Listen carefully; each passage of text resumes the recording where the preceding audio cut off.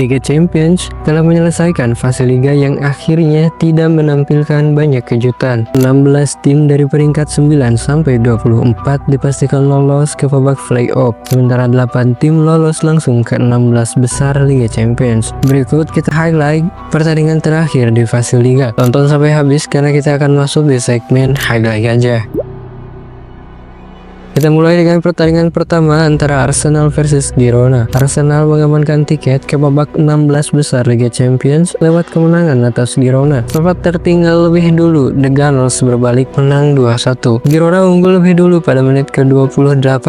Arnaud dan Zuma lepas dari kawalan lini belakang Arsenal dan menaklukkan Neto. Arsenal mendapat penalti pada menit ke-38 menyusul pelanggaran Martinez kepada Thomas Partey. Jorginho yang maju sebagai eksekutor menjalankan tugasnya dengan baik untuk membawa Arsenal menyamakan kedudukan. Arsenal kemudian berbalik unggul pada menit ke-42. Zidane melakukan tusukan dari kanan dan menuntaskan pergerakannya dengan tembakan kaki kiri untuk menjebol gawang Girona. Kemenangan ini memantapkan langkah Arsenal ke babak 16 besar Liga Champions. Sementara itu, Girona tersingkir.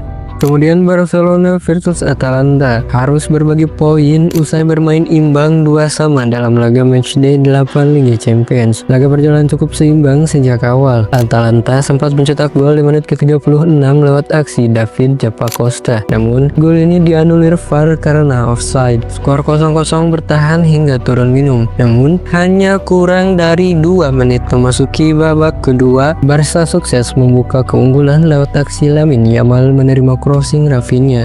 Atalanta menyamakan kedudukan di menit ke-67 lewat gol Ederson sebelum Araujo kembali membawa Barca memimpin 2-1 5 menit berselang. Atalanta tidak menyerah begitu saja. Tim tamu kembali sukses membuat skor menjadi seimbang lewat gol Pasalic di menit ke-79.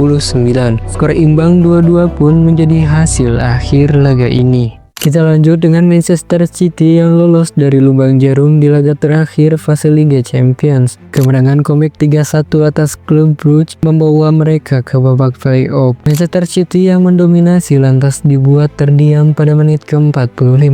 Rafael Onyedika mengoyak gawang yang dikawal Ederson. Tuan rumah menyamakan kedudukan tak lama setelah restart, yakni pada menit ke-53 Mateo Kovacic mengembalikan peluang Manchester City. Man City berbalik unggul 9 menit kemudian. Manchester City kian menegaskan keunggulan pada menit ke-77. Kemenangan ini membuat Man City naik ke posisi 22 dan lolos ke babak playoff dalam posisi non-unggulan.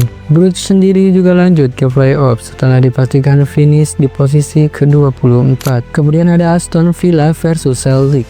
Aston Villa memastikan diri lolos otomatis ke babak 16 besar Liga Champions setelah menaklukkan Celtic dengan skor 4-2 pada pertandingan ke-8 babak penyisihan. Villa mampu unggul cepat ketika laga baru berjalan 3 menit. Hanya berselang 2 menit, Rodgers sukses mencetak gol keduanya pada pertandingan ini setelah tendangannya membobol sudut kanan atas gawang Celtic. Akan tetapi Celtic dapat memperkecil ketertinggalannya, bahkan menyamakan kedudukan menjadi 2-2 lewat 2 gol cepat Adam. Memasuki babak kedua, Villa dapat kembali unggul setelah umpan dari Jacob Ramsey dapat disambut tendangan Oli Watkins yang membobol gawang Celtic sehingga skor berubah menjadi 3-2 pada menit 60.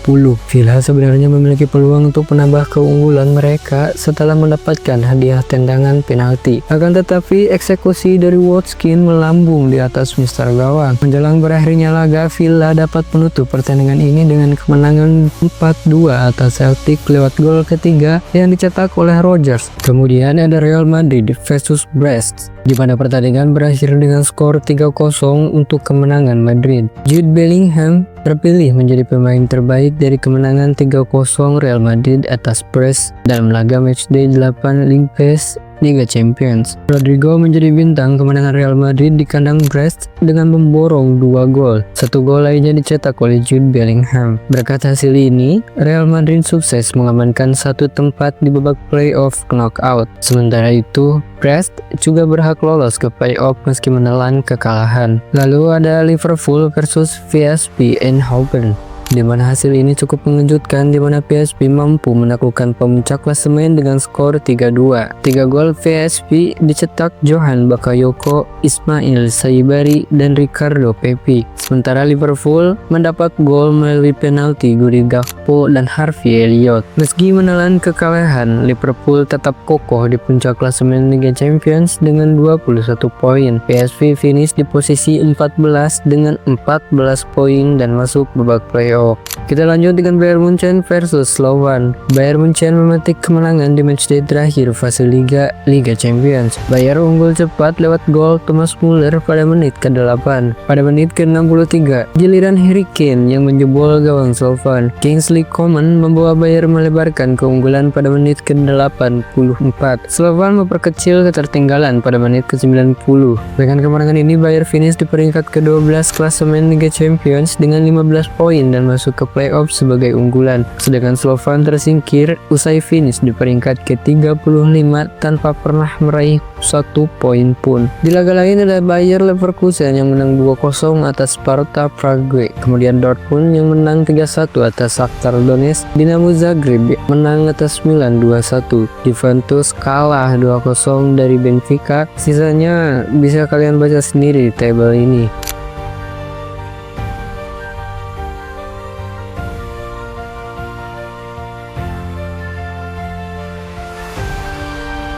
Untuk klasemen akhir, Liverpool kokoh di puncak klasemen diikuti Barcelona dan Arsenal. Peringkat 1-8 otomatis ke babak 16 besar. Sementara peringkat 9-24 harus mengikuti babak playoff dan sisanya tersingkir dari Liga Champions kali ini. Kita perhatikan bagian playoff terlebih dahulu. 8 tim yang lolos dari playoff akan lolos ke 16 besar. Kemudian di daftar top skor, Lewandowski dan Guraisi menjadi pemain paling produktif dengan torehan 9 gol, diikuti Rafinha dengan 8 gol. Itu aja informasi kali ini, berhubung dengan durasi yang terlalu lama. Sampai jumpa di informasi berikutnya. Subscribe jika kalian suka, tapi jika enggak ya gak usah.